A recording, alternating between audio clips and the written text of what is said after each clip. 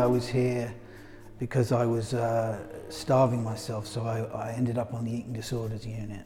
Well, initially it was a way of filling time because I was stuck on a ward, I couldn't get out. But I worked on this same image, this same face, and it communicated, from my point of view, my own sense of darkness inside, and also the confusion and sometimes aggression I felt at the treatment that I was receiving. It's very liberating. I think so much of hospital life is prescribed, and what art does is give somebody free rein just to go into themselves and say, well, this is basically what it's like for me, and this is what's going on for me, and I think that's incredibly therapeutic.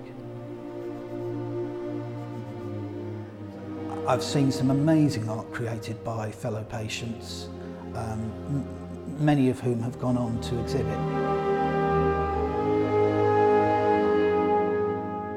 The collection here is really significant. We have works of art by people who were patients at Bethlehem and the Maudsley Hospital and elsewhere, but some of those patients are also internationally renowned artists like Richard Dadd.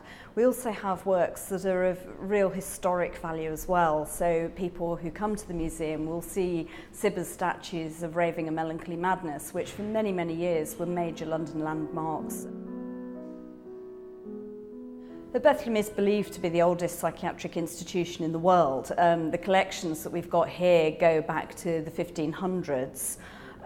So it is some of the earliest artwork and also objects and archives connected with the history of mental health care, probably in the world, it's safe to say.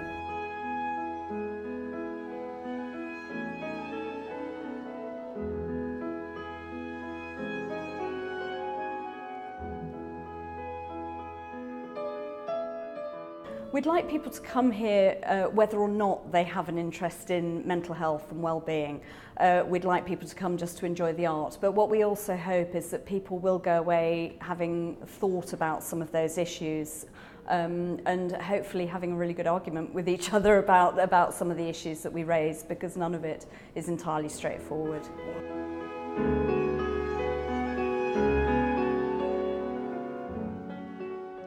It played an enormous role in my recovery, and it's played an enormous role in my ongoing recovery. It's all been an incredibly positive experience, and it's nice, after all the hell, to leave hospital with something that you can be proud of. You need to see what it's possible for people who are so often marginalised to produce artistically. Mental health needs as much promotion as possible. I think if the 20th century was the century of the body, I think the 21st century will be the century of the mind, and I think the more we can understand that through art and creative practices, the better.